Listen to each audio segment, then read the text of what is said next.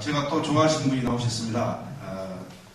이분은 그래서 대통령 리더십의 특별한 분야를 개척하신 분입니다.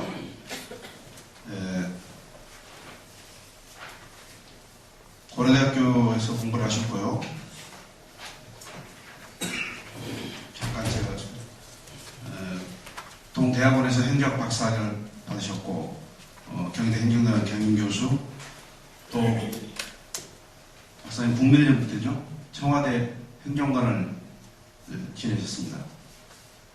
그리고 대통령 직속 정부혁신지원분권위원회 정치홍보실장, 현재는 경기대학교 정치전문학교 교수, 그리고 서강법인 한국 리더십 개발원장, 한국 대통령 리더십 학회장으로 재직하고, 리더십에 관해서는 특별하게 연구를 많이 하신 분입니다. 우리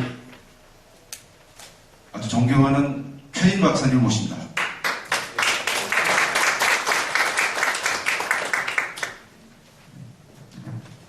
연달아 수업하시면 좀 피곤하실 텐데 계속 할까요? 네.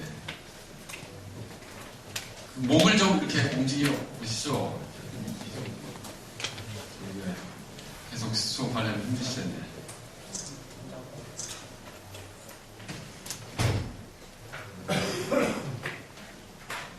저는 이제 방금 말씀드린 대로 대통령의 리더십을 심리학적으로 분석을 해서 대안을 제시하는 것, 이게 이제 전공입니다. 그러니까 행정학을 했지만 모든 현상을 심리적으로 분석하는 게 제 전공입니다. 근데 저는 이게 이제 이론적으로만 말씀드린 게 아니고 제가 가까이서 봤던 1m 이상, 1m 이하에 가까이서 봤던 대통령들, 제가 직접 만났던 사람들 6명의 대통령을 제가 직접 겪고 만나봤기 때문에 제가 온몸에서 체험을 했고, 그리고 제가 이론적으로 했던 그런 실전과 이론을 겸했다는 제가 말씀드립니다. 그리고 대선도 제가 총선 한 13대 때부터 한 6번 정도는 제가 직접 목판이 있었거나 치러봤거나 온몸으로 또 나름대로 관찰자 입장에서 연구를 해왔기 때문에 제가 외람된 말씀이지만 대통령이라는 사람, 우리 선거에 관한 제가 이론과 실전을 많이 겪었다는 말씀들을 선배님께 말씀드리면서 그걸 토대로 해서 제가 핵심적인 부분을 몇 가지 말씀드리겠습니다. 우선 질문을 하나 드리면, 만약에 내일 박근혜 대통령과 김정은 국방위원장이 정상회담을 하면 누가 유리할까요? 여당이 유리할까요? 야당이 유리할까요?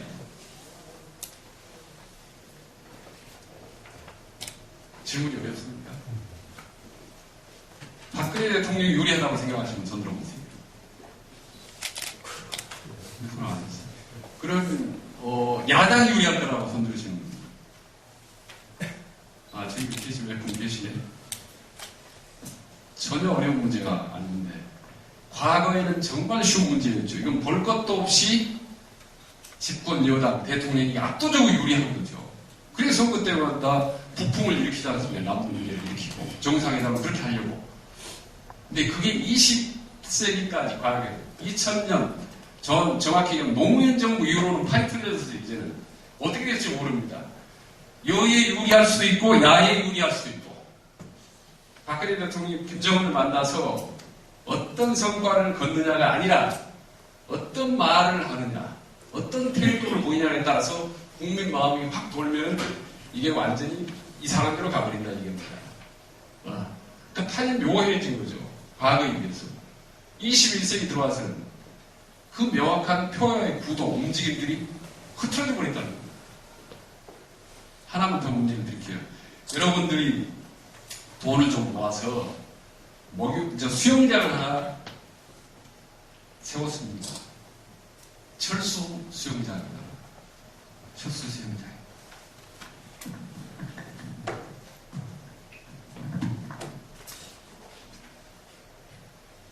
철수 수영장입니다. 수영장. 여기에 수영하러 온 사람들 많이 있겠죠. 근데 어느 날 옆에 엄청나게 큰 수영장이 하나 생겼어요. 새누리 수영장이라고 해요. 여기는 시설도 엄청나게 좋습니다. 시설도 좋고 서비스도 좋고 다 좋아요. 그러니까 여기 있는 손님들이 다 이리 가겠죠, 고객들이? 당연히 가격은 같은데 시설도 좋고 서비스도 좋고 훨씬 넓고 쾌적한데 여러분 가겠어요, 안 가겠어요? 이쪽으로 가죠. 그럼 어때? 여러분 여기 철수 수영장 이제 문 닫아야 되겠네. 이제 문 닫을 막아야 되겠네. 어떻게 하실래요, 여러분? 돈 다 투자했는데 저기에 어떻게 하실 거예요? 선생님 어떻게 하실 거예요? 가격을 내리는지 서비스를 더 잘해드리는지 해가지고 마음으로 잡아야 돼요. 가격 내려도요. 문 닫아야 돼요. 차별화를 가격 좀 내린다고 해서 손님 다시 데려오려면 어떻게 하실 거예요? 차별화. 공짜로 좀 해드려야 됩니다. 네? 차별화. 차별화 좋습니다. 어떻게? 차별화를.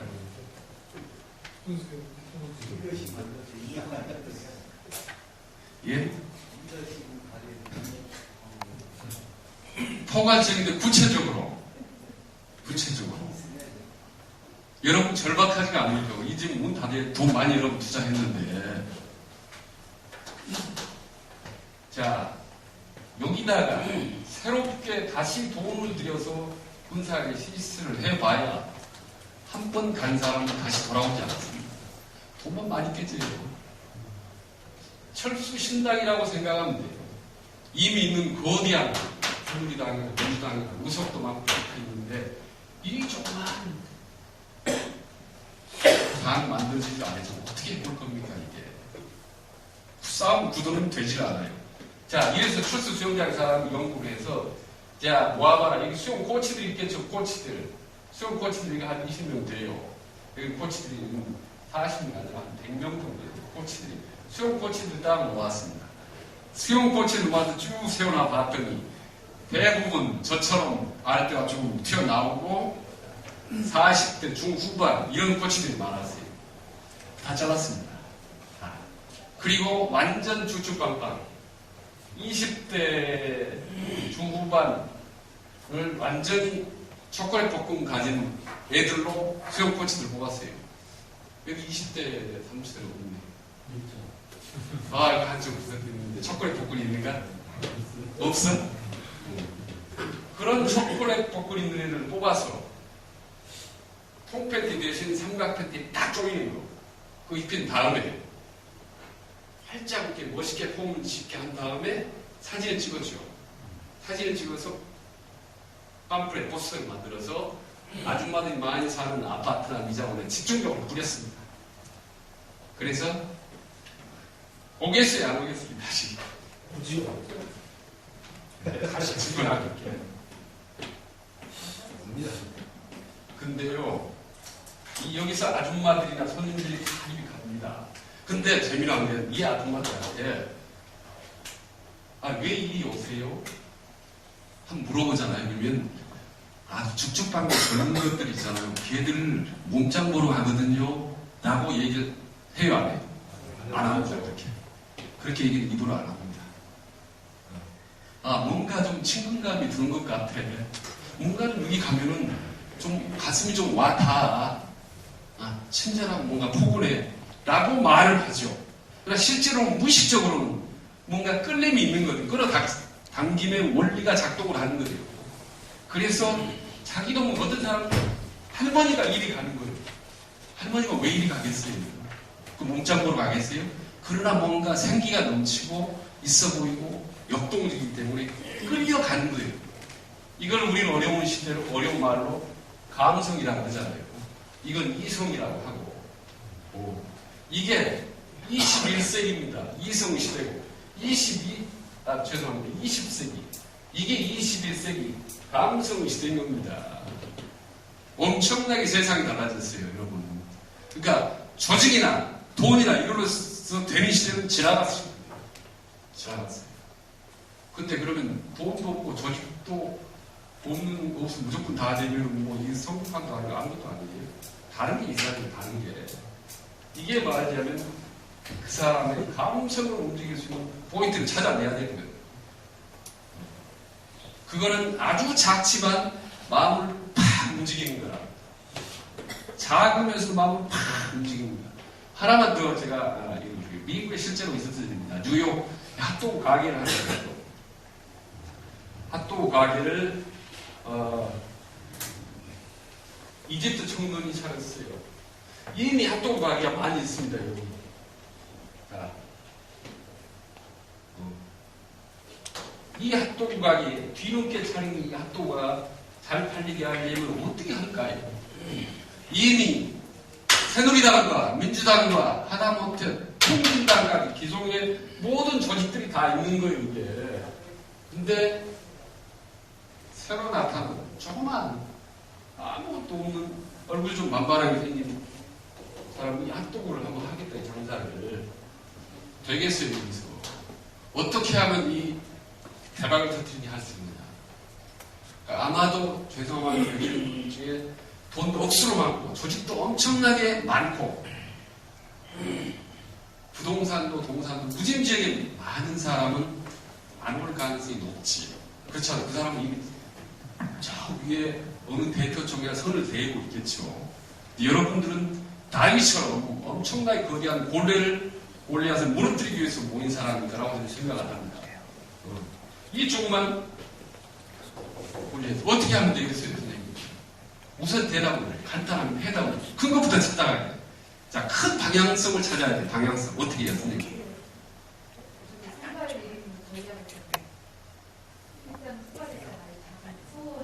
예, 근데 어떻게? 방향성부터 먼저. 정당, 이미 새누리당과 민주당이 있다면 안철수 의원 뭔가 방향성을 어떻게 정해야 될 것인가? 방향부터 정해야 되는 비전. 예. 이 핫도그 가게의 비전은 뭘까? 간단한 거 제가 너무 쉽기 때문에 맛있고 싸면 된다. 그렇죠? 왜? 맛있고 싸고. 그런데 맛있고 싼데도 손님이 안 옵니다. 맛있고 싸면 다 장사되지. 맛있고 싸게 했는데도 손님이 안 와요, 이게. 왜 그럴까요?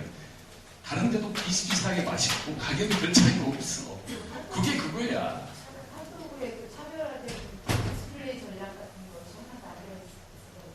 예, 이제 찾아 들어가려고. 그러면 이제 맛있고 싼데도 왜 안 오는가를 원인을 찾아야 되겠네. 진단. 이게 엄청 중요해요. 무슨 병이든지 원인을 알면 해답을 찾을 수 있기 때문에. 원인을 모르면 알 수가 없어. 왜 뒤에 얘기가 있죠? 왜 박근혜가 됐지? 왜 문재인은 떨어졌지? 안철수 바람 왜 불지? 이 원인을 정확히 진단해야 되는 거죠. 왜 맛있고 싼데 나오냐? 두 번째 진단하자는 얘기예요. 진단. 왜? 자, 진단해보세요. 왜 안 오죠? 맛있고 싼데도. 그냥 정답은 없어요. 제가 만들어 놓은 게 정답은 되니까 팍팍 생각나는 대로 말씀하세요.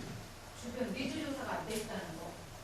네? 니즈 그 주변에 핫도그 그 스토어에 니즈 조사가 충분히 그건 좀 다릅니다. 그런 부분도 있겠지만, 자, 우선 제가 이 힌트를 줬죠. 이 주인이 이집트 청년이라고 했죠. 이집트 청년.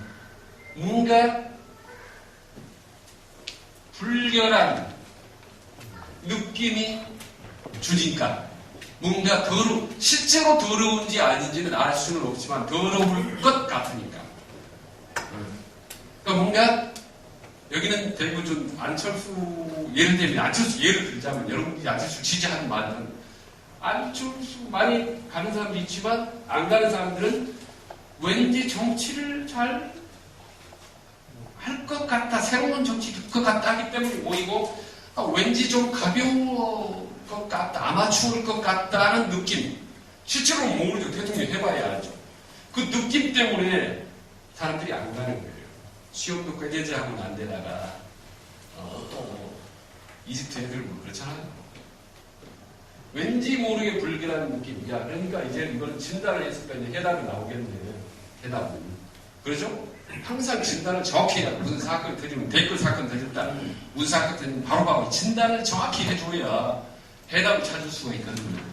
그러면 세 번째는 이제 간단하게 총론적으로 해다 보니 이게 대박을 터뜨리려면 깨끗한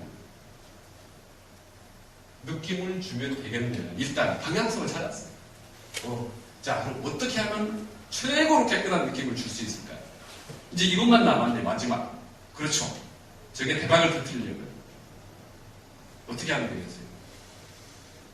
저는 판타지라고 생각합니다. 판타지. 네, 박근혜 대통령이 된 것도 판타지고, 예. 지금 안철수 신드롬도 판타지고, 예. 이게 종교도 사기성이 있어야 된다고 생각합니까? 이거 너무 직설적인 말인데요. 목사님들이 하시는 말씀입니다. 종교가 사기성, 판타지가 없으면 안 된다고 합니다. 똑같이 정치도 판타지가 있는 분하고 없는 분하고, 그게 이번에 대선에서 그게 가장 큰 역할을 했다고 봅니다. 화법이 상당히 어려운 게 안철수 화법하고 비슷하죠. 네. 자, 뭐 해답은 여러 가지 있습니다. 청년이 하얀 이렇게 깨끗하게 차리는 방법도 있고 주방을 보여주자 여러 가지 해답이 나옵니다만은 그 정도로 가지고는 안 되고 이미 다 하고 있어요. 다 그런 정도 방법은. 매력의 경쟁이라고. 예? 매력의 경쟁을 예, 그런 건데 아주 구체적인 해답을 찾는 거죠. 아주 구체적인 대안을. 이 청년이 몇 날 며칠을 고민해야 그것만 가지고 고민해야 돼요. 뭔가. 왜냐하면 그 해답만 찾으면 대박이 날 수 있기 때문에 여러 날을 날밤을 새고 있는지 모르겠어요. 안철수든 새누리당이든 민주당이 뭐 하나 사건이 터지면 그것만 가지고 프로 중에 프로들이 모여서 집중적으로 조명하는지 모르겠어요. 이 청년은 열심히 고민하다가 어느 날 앞을 멀리 보니까 건너편에 병원 간판이 보였어요. 저거다 하고 병원으로 달려갔습니다. 병원으로 달려가서 의사 선생님한테 선생님 앞으로 영어로 이야기했죠. 영어로 앞으로 점심은 우리 핫도그 가게에 와서 공짜로 드십시오. 간호사들이랑 같이. 근데 오실 때 꼭 하얀 가운을 입으시고 청진기를 목에다 두르고 오세요. 그래서 낮에 보니까 하얀 가운을 입은 의사와 간호사들이 7, 8명이 모여서 이 안에서 웅성웅성하고 먹는 것을 지나가는 사람들이 보고 와, 저기 엄청나게 깨끗할 것 같은 느낌. 정확히 얘기하면 착각에 빠진 거지. 그래서 우르르르 다 몰려서 대박으로 프랜차이즈가 나 진짜 싫어합니다. 작은 것이 엄청나게 큰 것을 변화시킨다는 게 감성 논리. 감성 논리. 시대는 세상을 변했다는 걸 여러분이 아셔야 되고 이 세상이 변한 원리, 이 원리를 알아야 앞으로 지방선거 어디 갈지, 박근혜 대통령이 나머지 인기 동안 어디로 흘러갈지 우리가 예측을 할 수 있다는 거예요. 여기서 간단하게 나눠드린 거 다 가지고 안 가지고 계신 분 더 많은 것 같은데. 자, 그래서 이건 아주 윗부분이 간단히 되는 것 같아요. 리더십은 뭐냐? 그래서 저는 리더십. 여러분, 자나깨나 리더십 얘기 듣죠? 근데 리더십을 모르면 여러분 정치 안다고 하지 마세요. 박근혜 리더십이 문제야. 대한민국 말이 야당이 리더십이 좀 문제. 맨날 리더십 얘기하잖아요. 다. 근데 리더십 개념을 모르잖아요. 그렇잖아요? 리더십은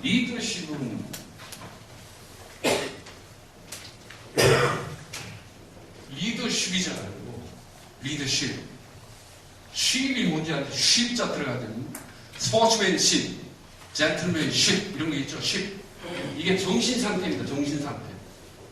지도자의 정신 상태. 조금 어려운 의학용어로 뭐라고 하죠? 심리라고 그러죠. 심리. 심리. 지도자의 심리, 영적인 상태, 심리 상태. 이게 바로 리더십이다.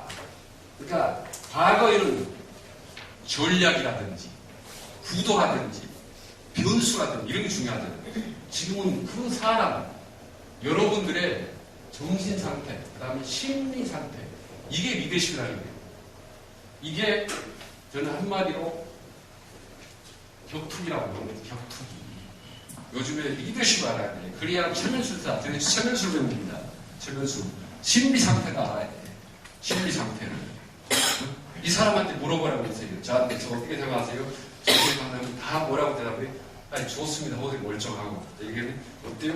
오 좋습니다. 잘하시네. 이렇게 얘기하겠죠. 속으로는 어때? 아 이 자식 잘난 척하고 있네. 아 웃기고 있네. 이렇게 얘기하잖아요. 근데 우리 겉으로만 듣는 말, 여론조사 틀리잖아요 요즘에. 속마음은 따로 있는데 이 속마음을 간파해야 되는 거지. 그럼 심리학 원리를 알아야 되는 거죠. 심리학 원리를. 그래서 요즘 여야가 어떻게 보면 죽쓰는 거지. 왜냐하면 그 사람들은 태권도 8단이거든. 태권도 8단. 발이 휘휘쳐 올라가요. 근데 격투기 1단한테 당하는 게 있겠어요? 격투기 1단한테. 그래서 태권도 권투가 없어져 버린 겁니다. 격투기로. 무릎으로 치고 어디로 날아갈지 모르는데. 그러니까 안철수는 예쁜 격투기 선수야. 예쁜 격투기 선수. 다 새누리당은 거대한 공룡이야. 태권도 8단이에요. 몸짓하고. 근데 발이 어떻게 날아올지 예측할 수 있어요. 저는 학교 2단까지 했어요. 태권도 2단이거든요. 근데 태권도 4단이 연대 다니는데 걔가 발이 어떻게 휘휘 날아다니는지 나는 발이 여기까지밖에 올라가지 않아요. 근데 저는 어떻게 했냐. 무릎 아래만 공격을 하고 치고 들어갔더니 발을 못 쓰더라고 걔가. 마찬가지로 태권도 8단 휴양차라는 그런지 엄청난 무섭을 했고 안철수는 머리머리 하는 것 같기도 하고 발길이 가는 것 같기도 하고 뭐 없는 것 같고 없는 것 같기도 하는데 이상해. 이게 뭔가 아까처럼 정상에 나오면 이게 유리할 것 같고 저럴 것 같기도 하고 이 격투기가 바로 오늘날의 리더십이다. 왜냐하면 신이니까 최면술을 거니까 최면술로 당일에겠어요. 그래서 제가 항상 수업 시간마다 최면술 불사 부르다가 최면술을 해거든요. 이 앞에는 최면술사가 지난주입니다. 불러서 딱 봐서 제일 말 못할 것 같은 사람 불러다 데려놨다가 거기서 최면을 걸었어요. 3분 동안 해요. 그래서 말 잘하게 만들었어요. 스피치도 잘하고 자신감 있고 표준만 다르고. 근데 이 효과가 한 2달 납니다. 그때 다시 받아요. 실제 그 최면술을 제대로 이용했던 사람이 여러분 잘 아는 히틀러라는 사람이에요. 대중심리를 모든 게 조작해서 히틀러는 희대의 악마지만 김대중, 김영삼 대통령 모든 정치인들이 가장 많이 활용한 히틀러의 전략입니다. 그건 나중에 언젠가 말씀드릴 수 있지만 그래서 리더십이라는 건 너무나 중요하다. 정신, 심리, 이걸 또 조금 다르면 알겠죠? 감성, 그리고 좀 더 어려운 얘기, 이미지 이런 것들입니다. 다. 리더십, 감성, 이미지. 자, 그래서 저는 전공이 심리학적으로 지도자를 본다. 모든 상태 심리적으로. 그건 프로이드를 통해서 항상 성장 과정은 안철수 어렸을 때 무슨 일이 있었어? 박근혜를 어렸을 때 무슨 일이 있었어? 이걸 항상 봐요. 그러니까 선생님 제가 리더십 뭐냐면 어렸을 때 아버지가 엄청나게 엄격했어요. 집안이 부자였어. 이걸 몇 가지 물어봅니다. 내가. 충격적인 일이 뭐 있었어? 이걸 물어보죠. 제가. 프로이드 방법. 그 다음에 성격을 이제 판단을 그러면 선생님은 내향적이냐 말이 있고 좀 과묵해. 써져 있잖아요. 얼굴에. 그 다음에 선생님은 밝아. 항상 앞에서 적극적으로 가요. 그럼 칼 융이 말하는 외향적이냐. 성격을 알 수 있다. 그 다음에 마지막에 라스베르탈에서 라스베르 사람은 정치 심리학을 통해서 스타일을 봅니다. 선생님은 공무원 스타일이야. 사업하거나 정치하면 좀 상당히 애를 많이 먹어. 선생님은 정치를 해도 잘할 스타일이야. 한 자리에 오래 못 있어. 이런 걸로 이제 정치 스타일을 보는 거죠. 제 전공이에요. 그래서 프로이드와 통해서 성장 과정을 보고 융을 통해서 성격을 보고 라스웰을 통해서 그 사람의 스타일을 예측을 하는 거예요. 박근혜도 문재인은 안철수 누구든 제가 그런 식으로 봅니다. 자, 그래서 21세기, 20세기 리더십은 제가 그 차이를 말씀드렸습니다. 20세기 리더십 나를 따라라. 그렇죠? 21세기는 20세기는 나를 따라라 하면 어때요? 싫으나 좋으나 따라가야죠. 아저씨 제 마음을 깔아볼까요? 21세기는 어때요? 나를 따라라 하면 어때요? 혼자 가세요. 저는 쉬었다 갈게요. 아니, 꼭 가야 됩니까? 이렇게 딴 데로 보는 거지. 그 다음에 20세기는 리더십은 하면 된다. 그렇죠. 10번째가 안 넘어간다 없는 거예요. 근데 21세기는 어떻게? 해도 안 되는 건 많아. 꼭 해야 돼? 이렇게 나오는 거예요. 그것을 우리는 어려운 말로 불확실성 시대라고 하지. 그 다음에 너무 빨라. 그렇죠? 초속 시대라고 얘기하는 거예요.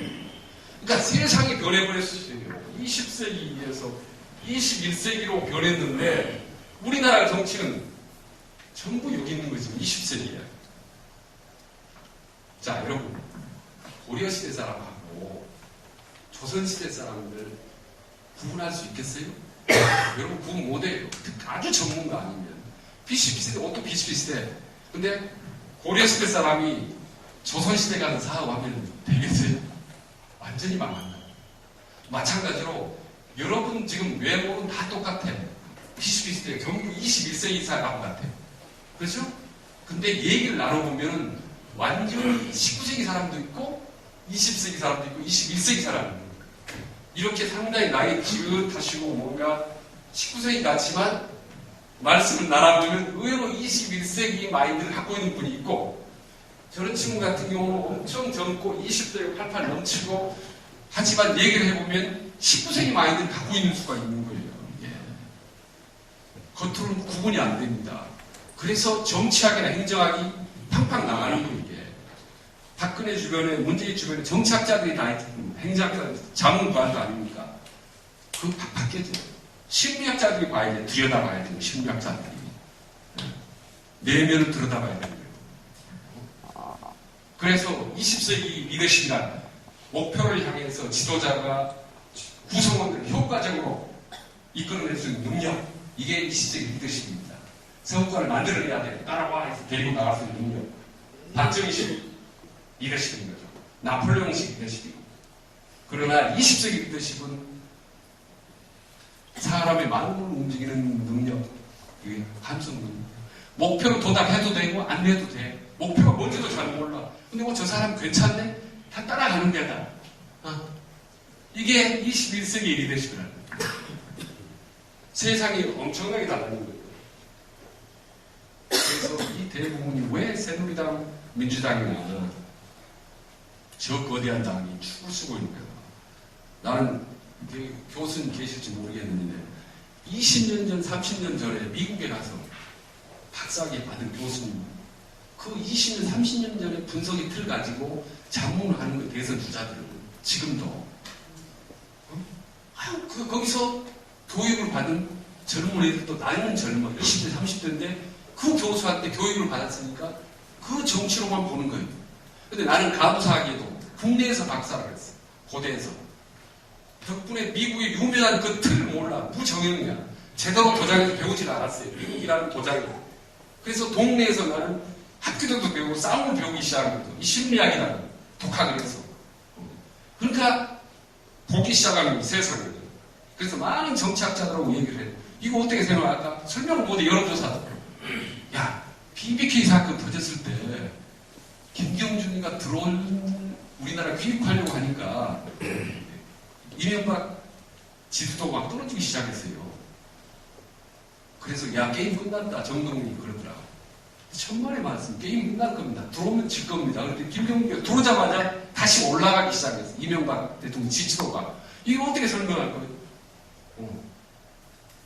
여론조사 설명으로 아까 남북정상회담 열리고 어떻게 이렇게 안철수와 김정은이 둘이 남북정상회담은 누가 얘기할까? 정치학자 여론조사한테 물어보면 어떻게 대답할까요? 나는 그럼 확실합니다. 옛날은 무조건 불리하지. 그럼 보안법으로 구속되거나 아니면 뭐 난리가 나겠지만 내가 얘기했잖아요. 어떤 모습을 보이고 어떤 태도로 무슨 얘기를 하느냐에 따라서 탁 올라가거나 내려간다. 정치적인 얘기로 NLL 얘기 어쩌고저쩌고 얘기하는 건 무조건 필패인 거지. 애국심 얘기하고 뭔가 우리 경제적인 얘기하고 동포 얘기하고 인간적으로 유지해야 국민들이 움직이는 거지. 이제 심리를 얘기할게요. 국민 심리. 지금 얘기한 거는 리더십이 달라졌다는 거. 이성에서 감성으로 엄청나게 달라졌습니다. 이성은 뭐예요? 스펙. 서울대 나오면 유리해. 서울대는 고대도 유리해야 돼. 연세대 정도로 나와줘야 되고 경력이 쫙 있어야 돼. 네? 뭐 이것저것 있어야 돼요. 성은 경험도 있고. 이게 이성 시대입니다.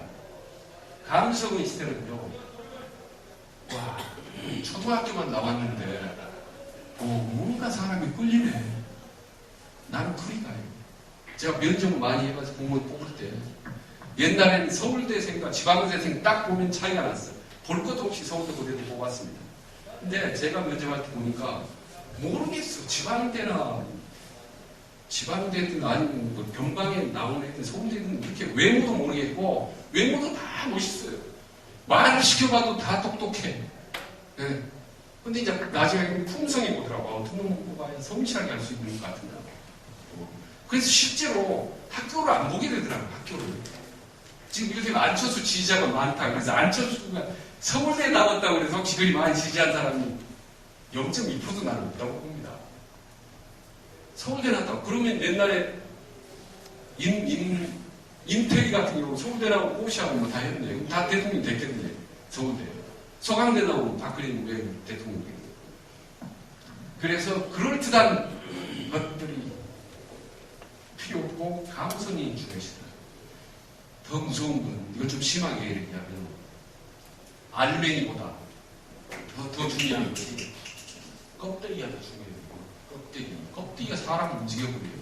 선물 있잖아요. 이거 별거 아닌데 이거 예쁜 포장지에다 싸서 하나 줘봐요. 근데 비싼 거 하나 툭 던져줘봐요. 고맙게 생각하는 거지. 이성 시대에서 감성 시대로 왔다라는 걸 아시고, 자, 이제 우리가 한국 정치 어디로 갈 것인지를 보려면, 자, 리더십은 사람의 마음을 움직이는 거다. 그리고 또 하나는 꼭 짚어봐야 됩니다. 다 지난 대선 때,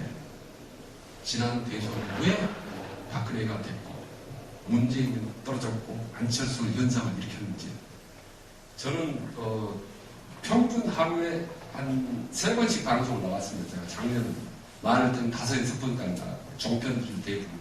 가서 저는 아주 거의 단정적으로 얘기해서 한 6개월 전부터. 그래서 많이 오해도 받았지만, 표현을 좀 부드럽게 했지만, 죽었다 깨나니까 문재인은 대통령이 안 된다. 그리고 미안하지만요. 어떻게 생각하시는 건, 그때 오해 많이 받았어요. 초장의 문재인과 안철수가 정말 아름답게 환상적인 단일화를 했다 하더라도 이길 동말도 이길 수도 있고 질 수도 있다. 3명 후보가 독자적으로 갔어도 안철수가 될 수도 있고 문재인이 될 수도 있다. 그러니까 그 단일화라는 것이 영향을 미치지 않는다. 결정적인 대통령이 되는데, 왜냐? 구도나 변수, 전략이 이건 깨졌으면 이런 시대가 통하지 않아. BJP 그때로 끝나고 노무현 때 정부를 하려고 했지만, 왜냐하면 연대를 하는 순간 다 시너지가 생깁니다. 그렇죠? 근데 바로 역작용이 생기거든. 반감 떨어져 나갑니다. 그러니까 앞으로는 짝짓기를 해서 대통령이 되라고 생각한다면 그 생각은 버려야 되는 거예요. 그래서 저는 그러나 어차피 박근혜가 될 수밖에 없을 운명을 떴어요. 그건 이론적으로 길지만 제가 딱 보면서 첫 번째로 게임이 끝났다라고 주위에 열리게 한 건 언제나 참모들이 교통사고로 죽었을 때, 교통사고로 죽었어. 2명 죽었죠. 감성 시대는요, 우리 한국 사람이 정설하는데 아버지 죽었죠, 어머니 죽었죠. 본인이 죽으려고 했죠.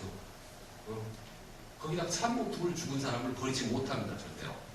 일단 사람 우리 한국 정서가 돈 받아먹고 다른 사람 못 찍어요. 돈 먹으면 꼭 그 아래 들어가서도 그 사람을 찍는 한국적인 정서가 있어요. 이게. 특히 감성시대 얼마나 불쌍해. 안 불쌍하던가요? 근데 겉으로 얘기하면 사람들은 뭐가 불쌍해 말해. 독재자 딸이 말은 그렇게 하지만 상당수 가만히 있는 사람 속으로 불쌍해. 거기다 마지막에 쾅 게임이 끝나고 그랬어요. 도장 한번 확인사살한 게 뭐였죠? 여러분들 잘 아는 이정희 TV 토론. 자, 여기서 승부가 났는데 이 분석을 잘해야 됩니다. 이정희 분석가지고 한 20번을 얘기했는데 이정희가 나와서 왜 결정적으로 박근혜를 도왔겠어요? 많은 사람은 그렇게 얘기하고 부동표 그 당시 10%를 갖고 올콩달콩하고 이정희 때문에 보수가 뭉쳐버렸다 이렇게 말하죠. 정말 많습니다. 이 표는 별 볼 일 없어요. 이정희가 가지고 있었던 표, 이 1%가 1점 몇 %였죠? 이게 어디로 가냐, 쪼개지면 어디로 가냐, 이런 계산을 가지고 이 거대한 부동표를 보지 않고 20%가 넘는 이 부동표들이 어디로 움직이냐가 중요한 게 이정희가 갖고 있던 이 1%가 어디로 가느냐는 전혀 중요하지 않다니까. 그래서 획 돌아가는 사람이 어디였어요? 이정희의 싸가지에 반발한 남녀노소 장애를 싹 돌아버린 거지. 이데올로기가 무관합니다. 우리나라 한국 정치사상 싸가지가 딱 발동하면요, 아무리 우리 편이 해도 해도 모르겠다. 그 뭐야 이렇게 확 돌아가거든요. 감성이라는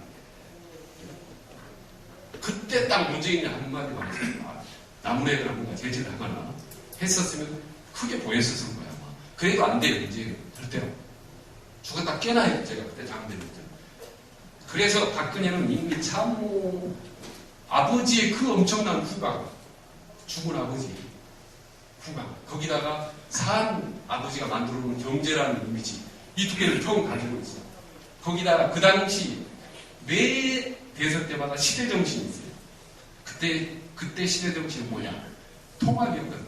지난 대선 때는 항상 틀려요. 저는 개혁, 어쨌든 통합, 어쨌든 분권 뭐 이렇게 돌아갑니다.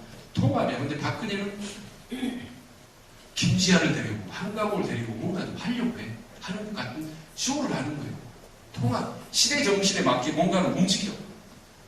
그러다가 부동산을 주고 이정 주고 하면서 게임은 이제 끝난 거지 다.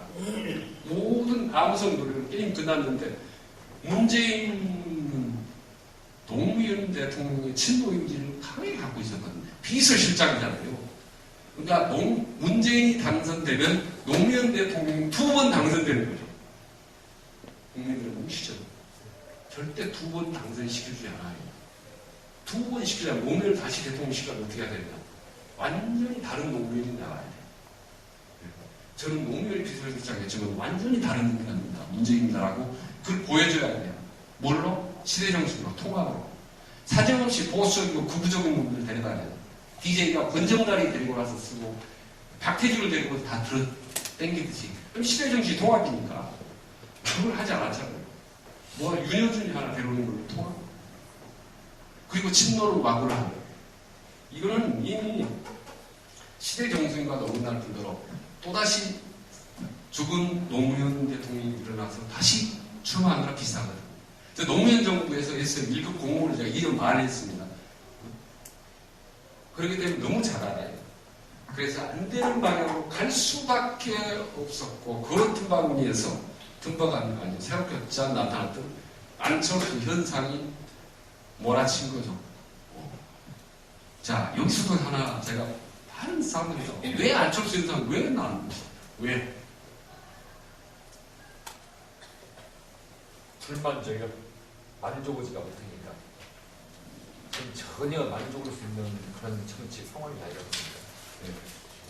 좀 더, 예, 그건 뭐, 다, 예, 아주 맞는 말씀이죠. 좀 뭔가 툭 튀는 것은 왜 안철수 현상이 나타났을까요? 굳이 뭐라고? 신선해 보여서. 신선해 보여서 그거지? 정직이요? 불신이죠, 불신.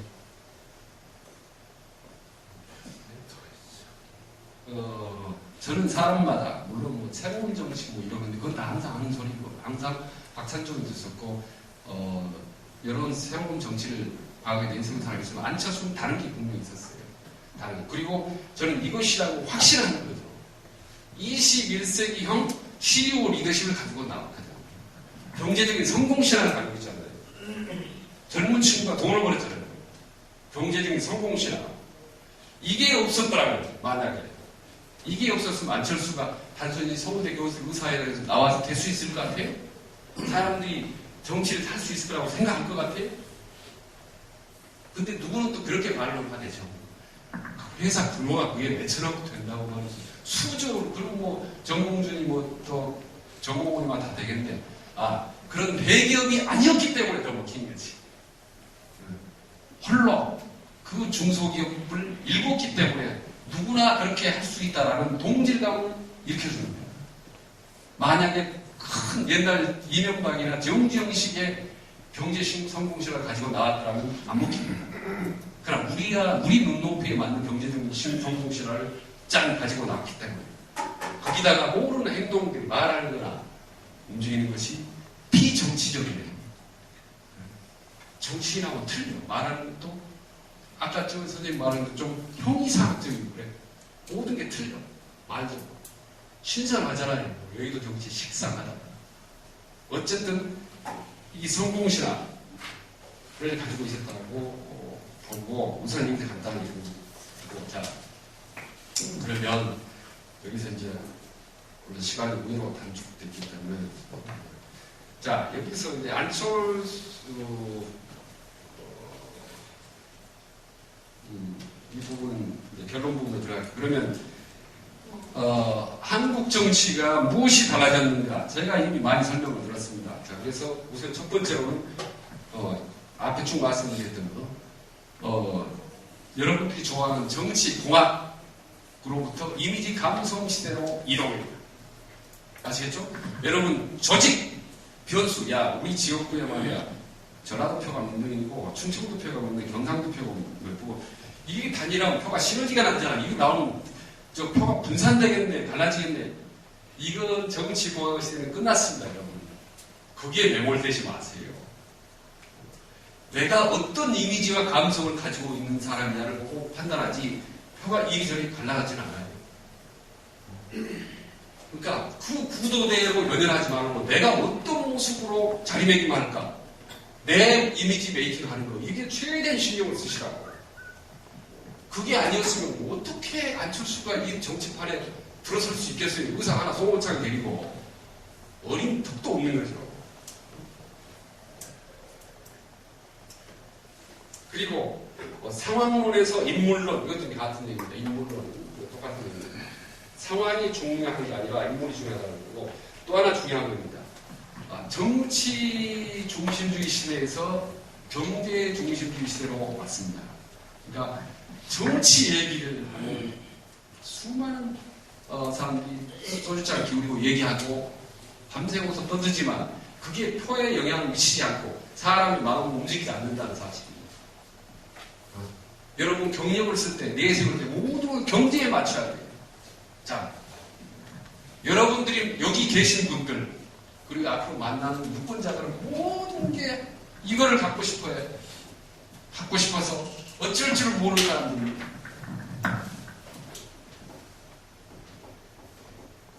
모든 앞으로 선거 공약을 할 때, 야, 차 BMW 몰아가는 사람 이렇게 돼. BMW 차 아시죠?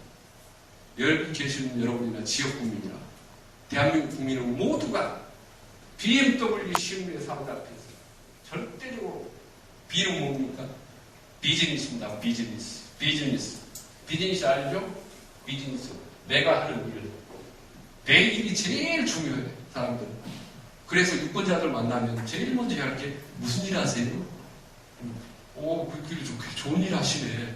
맨 처음 모든 사람 자기 일을 어디 출마, 선거 지방선거 나와서 어느 지역군, 그 지역군 내가 잘하는 사람 하나 있는데, 이래야 이 사람은 확 마음을 사로잡을 수 있단 말이에요, 감성을. 모든 사람들은 자기 일. 오죽하면 영어로 It's not your business, my business 그러잖아요. 상견하지 마라, 내 일이니까. 항상 자기 일이 제일 중요해요. 두 번째, M은 뭐죠? 여러분들 제일 좋아하시는?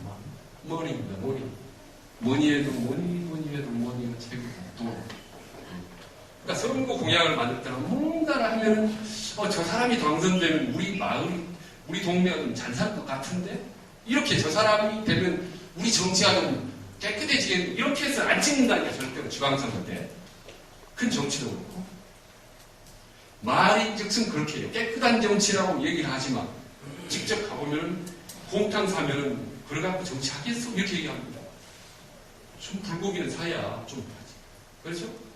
나는 돈 한 푼도 없습니다. 돈 한 푼도 10원도 없는데 정치라고 바꾸고 있습니다. 이렇게 나오면 말로는 뭐라고 야 새정치 정말 괜찮습니다. 라고 얘기지만 돈도 없이 정치한다고 지도부 능력도 없는 이렇게 나오는 겁니다. 모든 사람이 심리에. 그래서 뉴타운의 바람이 쫙 불어버립니다. 아시겠죠? 그래서 모든 앞으로 지방선거를 나간다면 무언가를 한다면 공약을 내세울 때는 개발. 그래서 내가 민주당으로 서민들의 복지를 강화하고 세금 덜 내게 해주고 복지정책을 쓰고 이거 관심 없습니다. 장담컨대. 네? 뭐에 관심 있어요? 조금 있으면 당신네 동네 땅값 3배로 뛰고 부동산 엄청 이게 큰 개발될 수 있어. 이것에 관심이 다 있지. 빈민들이 생활을 유지하면서 세금을 적게 받기 원하지 않아. 빈민들은 탈출하고 싶어요. 중산층이 되고 싶어 한다고. 이 심리를 모르고 빈민들을 위해서 저는 서민의 성공이 생겼으면 이게 안 먹힌다니까. 박수만 치고 마음이 움직이지 않아요. 이건 옛날 방식인데 옛날 방식. W는 뭔지 아시겠죠? 웰빙입니다. 웰빙. 이거 뭐 행복한 거. 여러분들 여러분 가정을 위해서 정말 제가 해드리겠습니다. 여러분들의 삶이 나아지겠습니다. 여러분 건강 관리 개별적으로 행복하는 거지만 이 순서라고 보면 됩니다. 1, 2, 3. 모든 사람은 겉으로 정치 개혁과 쇄신과 대한민국 변화와 글로벌 얘기하지만 실제로는 다 마음속에는 이 3가지가 깊이 남아있다는 것을 염두에 두시기 바랍니다. 그래서 이데올로기, 보수니 진보니 싸워봐야 그거의 의미가 없고 사람들 마음속에는 이게 가득 차 있다. 이거는 세계적인 현상입니다. 실용주의 시대. 정말 실용주의 시대. 그래서 결론을 말씀드리면 다음 지방선거는 어떤 현상이 올 것 같습니까, 여러분? 내년 지방선거는 저는 3자를 놓고 본다면, 3자 구도를 놓고 본다면, 어제 사실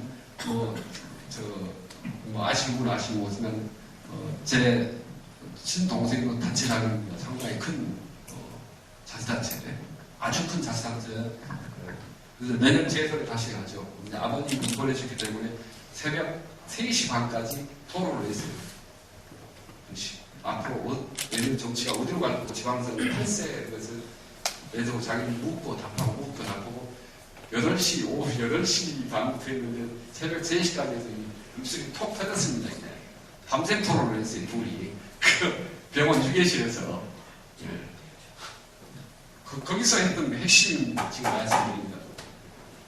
민주당은 아주 어려워질 겁니다. 엄청나게. 다음 선거 때 민주당은 상당히 어려울 거고 역시 새누리당도 어려운 겁니다. 훨씬 가장 어려운 겪을 것은 민주당이고 민주당은 정말 아쉽게도 이 시대의 흐름을 정말 모르는 것 같아요.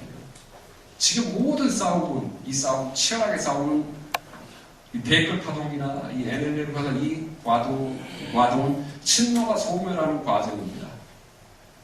미안하지만 친노가 소멸해야 민주당이 살 수 있어요. 역사에 상도동이 사라졌지, 동교동이 살았고, 동교동 사라졌기 때문에 친이계가 있어요. 친이계가 사라졌기 때문에 친MB계가 있어요. 사라져야 될 친노계가 남아있거든.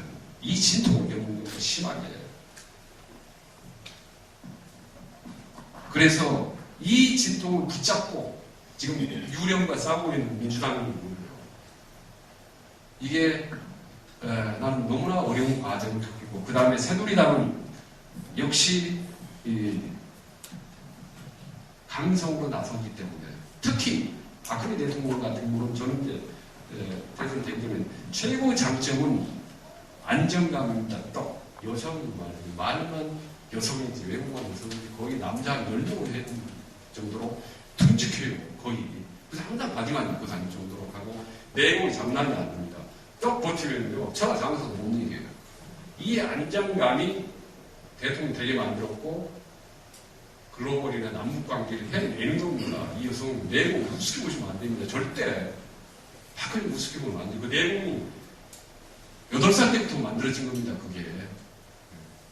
그런데 대통령이 되고 난 다음에는 이 무겁고 듬직한 게 계속 이렇게 있어야 되고 답답하잖아요. 답답해요. 멋지게 생긴 조각 다리도 한 군데 너무 오래 놔두면 지루하고 답답하고 좀 쉬어도 저기다든 놔두고 색도든 칠하고 이렇게 해야 되는 거죠. 이게 다 그래서 시간이 갈수록 아무리 잘해도 박근혜 대통령이 아무리 시간이 갈수록 그대로 갈수록 상당히 어려운 권위주의, 불통 이 이미지에 짤 수밖에 없기 때문에 자꾸 전화도 하고 쇼도 하고 가벼운 치마도 입고 아줌마 몸빼도 치고 이런 쇼를 아무리 해도 지나치지 않아 박근혜는 워낙 무겁기 때문에 이걸 하지 않고 점잖게 있기 때문에 너무 이게 답답한 이미지를 주거든요. 그럴수록 특히 지방선거 지나면 아주 어려운 상황에 처한다고 보는 거죠. 안철수의 신당은 바람이 불 거라고 봅니다. 현 상황 떠올라오고 심지어 옛날 DJ처럼 나란히 사진 찍은 사진 하나만 가지고 당선되는 사람이 나타날 수 있습니다. 지방선거 때. 상당한 안철수 방안이 불 거라고. 다만 안철수 본인은 엄청난 노력을 해야 됩니다. 피난을. 그래서 실상 안철수라는 개인 실상은 저는 대수롭지 않게 보는 거죠. 많은 걸 보완해야 돼요. 이 사람은 제가 대선 때 7색깔 무지개 리더십이라고 그러죠. 7가지 작품. 얼굴 잘생긴 외모, 2번째 학력, 3번째 경력, 4번째 마누라 다 떨어서 5번째 아버지가 의사였고 6번째 돈 많아, 7번째 성공한 시가 있어. 완벽 무결해, 완벽 무결해. 그러나 박근혜가 가지고 있는 다른 사람하고 듬직한 국정을 이끌어 나갈 수 있을까? 라는 부분에 대해서는 아직도 고개를 갸우뚱합니다. 이걸 보완해 줄 수 있는 게 참모, 옆에 있는 참모들. 그리고 앞으로 프로다움을 보여주는 거지. 프로다움. 다만 여기서 딜레마야 하나. 프로다움을 보여주자니 기성 정치권으로 비슷하게 갈 수도 있고 그대로 하자니 너무 아마추어 같고 그래서 항상 참모가 필요 있는 거 아닙니까? 프로 중에 프로가 참모가 있어줘야 되는 거죠. 근데 옆에 솔직히 프로 참모를 아직 발견할 수 없습니다. 제가 이제 윤여준을 능가하는 정도의 그런 뛰어난 전략가가 아직은 보지 못했어요. 그래서 다음 선거는 일단 오기 전에도 제가 인터뷰를 많이 했지만 친노, 문재인 중의적 친노는 다음 지방선거, 내년 지방선거에서 살아남느냐 죽느냐 하는 생존의 서바이벌 게임을 하고 안철수를 중심으로 한 그 세력을 업그레이드를 하느냐 못하느냐의 중요한 관건입니다.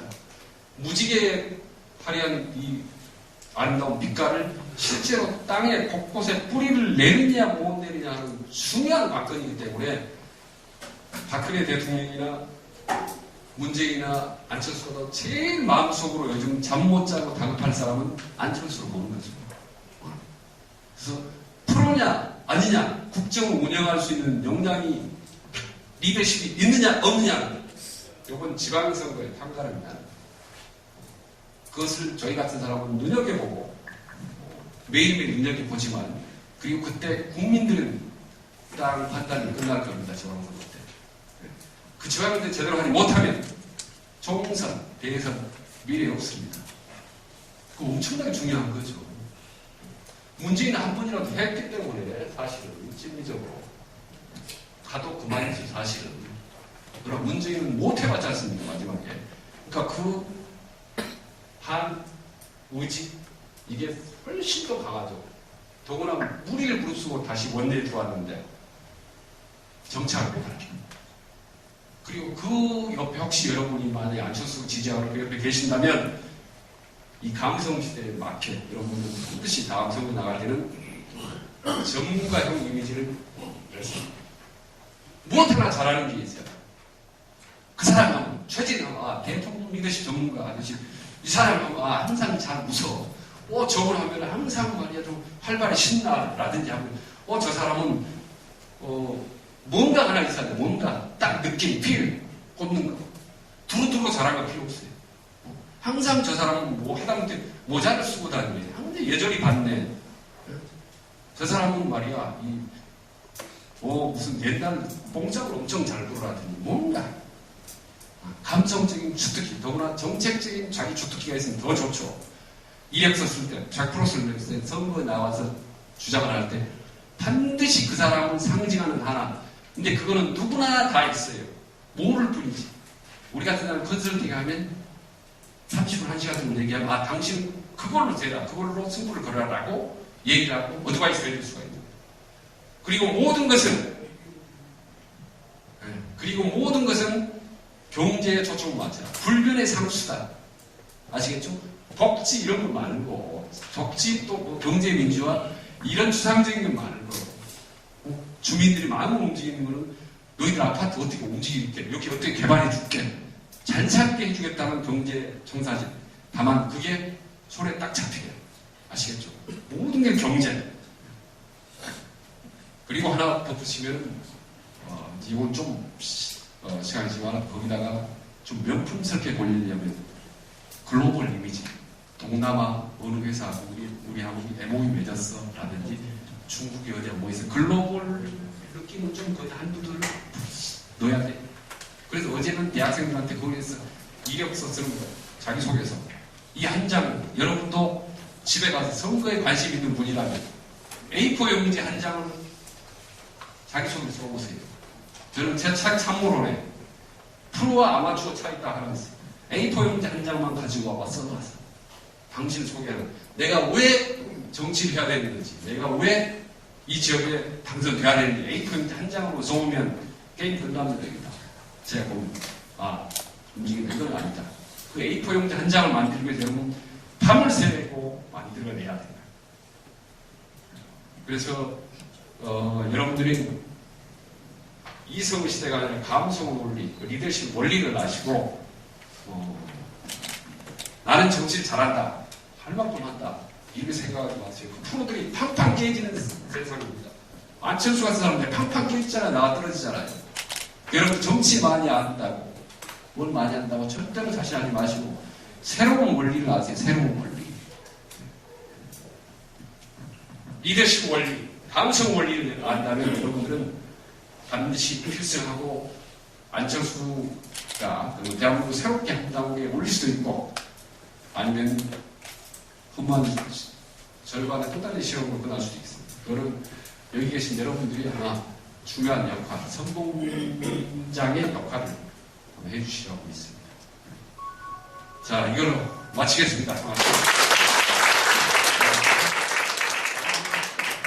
저기 드린 혹시 다음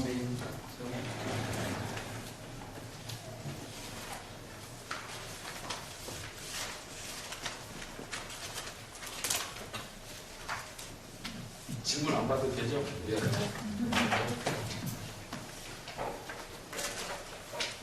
예, 감사합니다. 훌륭한 강의 해주신 우리 최진 박사님께